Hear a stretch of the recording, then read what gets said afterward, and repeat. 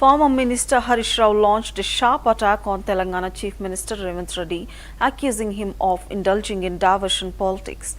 Rao declared that he is not afraid of Revanth tactics and emphasized that struggle is nothing new for them, asserting they will continue to fight despite multiple cases.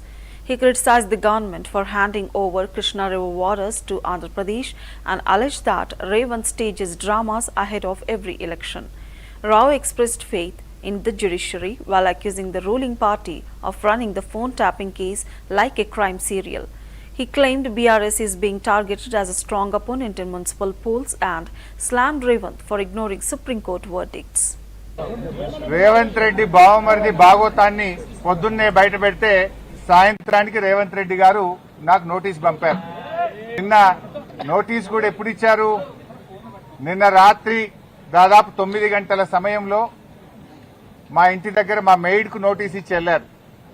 నేను ఆ సమయంలో సిద్దిపేట నియోజకవర్గంలో నా ప్రజలతో వివిధ కార్యక్రమాల్లో పాల్గొన్నాను.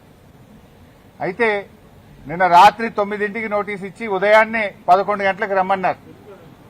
నేను హైదరాబాద్ లో లేను, అయినా కూడా రాత్రే హైదరాబాద్ చేరుకొని నోటీస్ మీద మేము హాజరు కావాలని చెప్పి నిర్ణయం తీసుకున్నాం. ఎందుకంటే మాకు చట్టాన్ని గౌరవిస్తాం, న్యాయ వ్యవస్థ మీద నమ్మకం ఉంది, తప్పకుండా వెళ్తాం. మేము ఏ తప్పు కూడా చేయలేదు, అందువల్ల భయపడము. ఈ రేవంత్ రెడ్డి తాటాకు చప్పులకు బెదిరే ప్రశ్నే ఉత్పన్నం కాదు.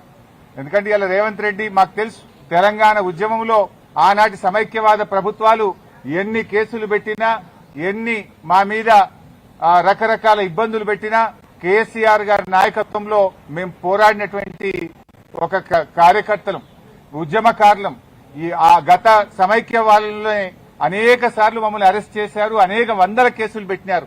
ఆ రోజే మేము భయపడలేదు. ఇవాళ నువ్వు ఎందుకు నోటీస్ ఇచ్చినావు నాకు? మేము ఏమడిగినాం? నీ 6 గ్యారెంటీల సంగతి. రేవంత్ రెడ్డి బావమరిది భాగోతాన్ని పొద్దున్నే బయట పెడితే సాయంత్రానికి రేవంత్ రెడ్డి గారు నాకు నోటీస్ పంపారు.